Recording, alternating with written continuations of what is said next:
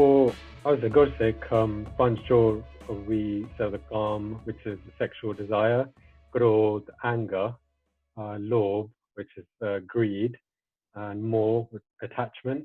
So that could be emotional attachment or maybe physical attachment. And then ahankar, which is pride, egotistical pride. So that's what I understand. And I think in Gurbani Maj says, "Istehi andar panch tor vase kam krodh, lobh, moh, hankara." So that's the sexual desire, anger, greed, emotional attachment, and egotistical pride. So it's like istehi andar, they reside within the body, right? Yeah, that's right. Yeah. So it seems as if they're not these external things, but they actually come from within us, from something within us. Absolutely, yeah. So I've always thought of it as like inherent makeup, and it's something that's part of me. And I just think, wow, how am I going to sort of deal with an overload of these? And I don't want to do something that's wrong, basically. So it's I imagine them as being a separate part of me, but they're also a part of me. Yeah, it's hard, isn't it? Because when something feels like it's coming from within you, it's hard to distinguish whether it's actually coming from you, as in the essence of you. So I see my essence as Jyot Sarup of Krishna says, Manatu Jyot Sarupha, that our essence is actually is connected to Paramatma, is a part of Paramatma. So that is my essence. But then the Panch Chor are separate from that within me. And they exert their influence through my thoughts, maybe, is my understanding so far. I think I would agree with that. Yeah, that's how I tend to look at them. And it's obviously everything starts with your thoughts, and they affect your actions, your behavior, then your habits and stuff. And so I mean, I just I don't tend to struggle with any one, maybe because our personalities are sometimes different, and they sometimes can help or hinder how you feel about the Punj Chor and how they affect you in your daily life. So I'm generally I like to think of myself a little bit patient and calm and cooperative, understanding. I'm that kind of personality type. I'm more of like a that kind of person, and I think that does help you when you're a little bit more into self-reflecting on your own actions and how you say things and how you treat people. I mean, I would say, calm. Maybe I admit that sometimes I do feel, like I'm married, but calm is something like, you should be kept under control particularly when you're, young and, you have sort of certain desires. Growth is obviously a big one where if you get angry in a situation suddenly, and it can just cause a lot of destruction, a lot of heartache. And I've done that a few times. You always end up sort of regretting what you said and thinking about it afterwards. I mean, personally, I would say almost everybody is affected. Almost everybody is affected by them. So I don't think it's a matter of shame if we're struggling with any of those. And it's a very real part of my life. So being in lockdown at home with the kids, the growth will come up, the anger when things aren't going my way, or if when the kids hurts themselves or something, there's that sense of attachment there. So I think they're always in play, but there are kind of ways that we can deal with them. And actually, from my understanding, the 5 of them is what makes up our ego in terms of our homme, so in terms of our separation. So I agree with what Darshan Benji was saying about they're not us, actually. They're that sense of separation. They're that sense of illusion. So that's really important to recognize that. And like you were saying, Vijay, is being self-reflective is the huge thing in trying to understand, when am I affected by them? What am I triggered by? Like, especially when it comes to anger, and doing a bit of work into that. So, for example, I know with the kids, if I'm feeling a bit angry towards them, it's because it's a reflection of what I'm not happy with on the inside for myself. So, if they're not doing their work, for example, it's reflecting my inadequacy. Like I want to be the best mum, and if they're not doing well, it's a reflection of me. So I think it's really important to have that reflective attitude towards them, even if you feel like they've become really powerful in your lives. And then on the other side, Guru Sahib has also given us the tools. So reflection is one of them. So Korj, doing that inner Korj, searching within yourself, doing that Korj of Gurbani as well. So looking into Gurbani, because it gives us the toolkit there. It tells us what can we do about it. So the obvious thing is to jap naam, which will counteract that. So, to read Gurbani, to sit and do Simran, to sing Kirtan can go. And I think the more we engage ourselves in those kind of activities, the less time we have for the other things. So things like calm in this lockdown, I can imagine that it's been a huge problem, because a lot of people have got a lot of time on their hands.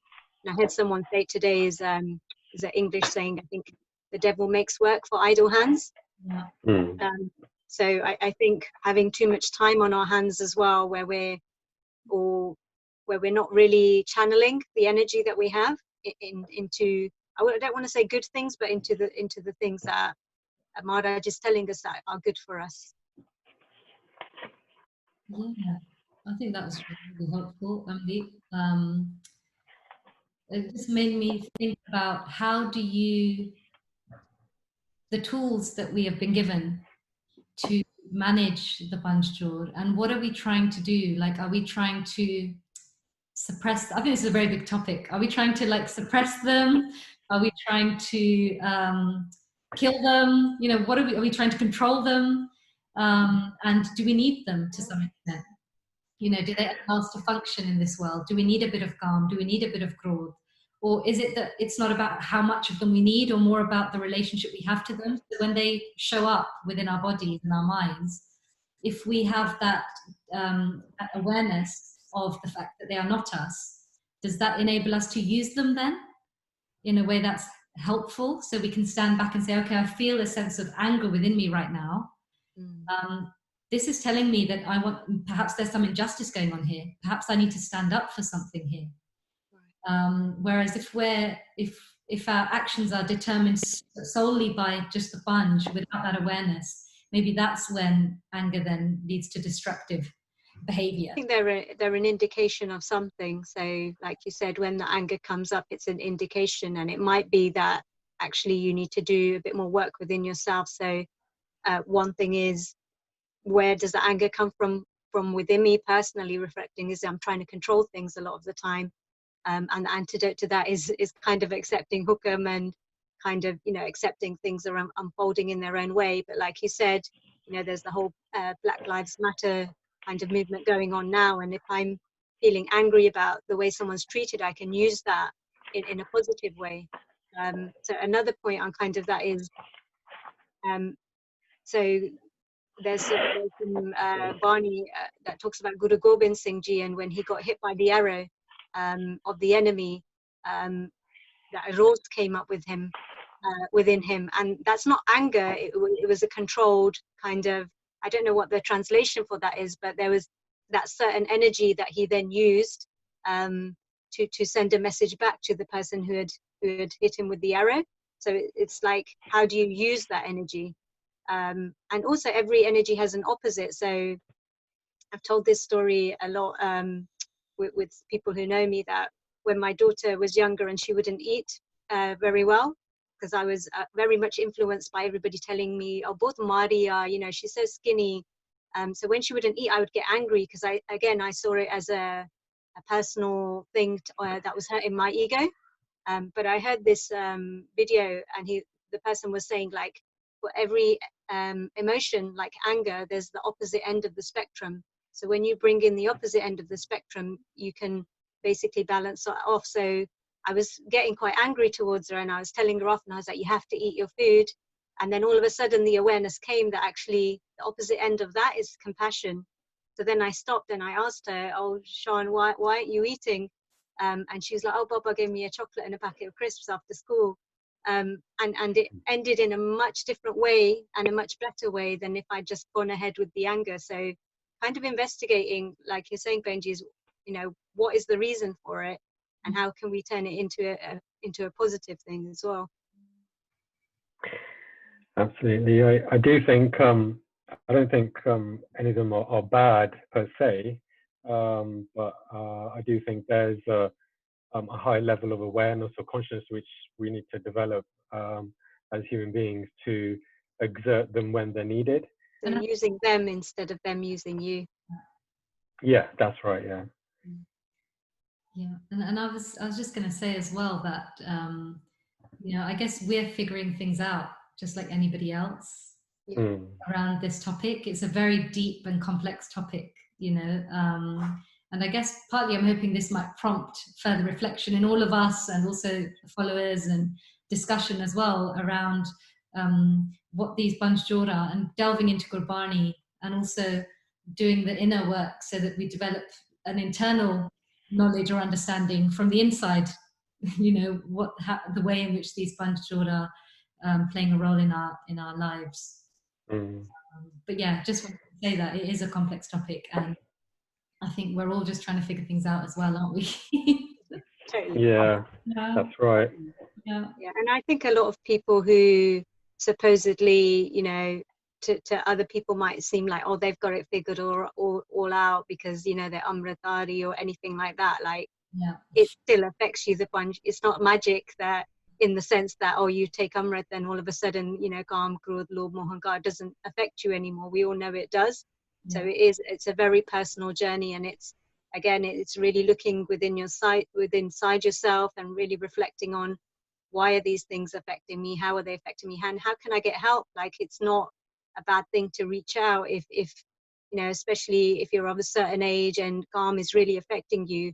Like, you can reach out and ask elders, or I know it's a sensitive subject, but people you trust, because there will be people who have dealt with it and they've got experience with different things, even if it's anger, whatever it is. So one thing that always comes into my head is attachment, because I know I'm attached to my family, and so that's a really difficult one for me, because I know I need to have a certain amount of attachment because I love my family. I've got to look after them and they look after me, but at the same time, how much is too much? Like, I don't even know the answer to that. So it is an ongoing thing. We are all fallible, but it is really important that if you're struggling with it, that you try and get some help, and whether that's just doing Gurdas to Guru and really delving into Gurbani, or doing Simran and trying to get the answers through there. But this amazing thing that Guru set up with Sangat, like, how powerful is Sangat? There's bound to be someone who's experienced something similar who can reach out, and the more safe spaces we create for people to talk about these things openly, the better it will be for everybody. Because I know that I would struggle alone before I had any sort of Sangat, and now, like, we've got certain things where we can talk openly about these things and realize that actually we all struggle from it, and how do you deal with it and how do I deal with it?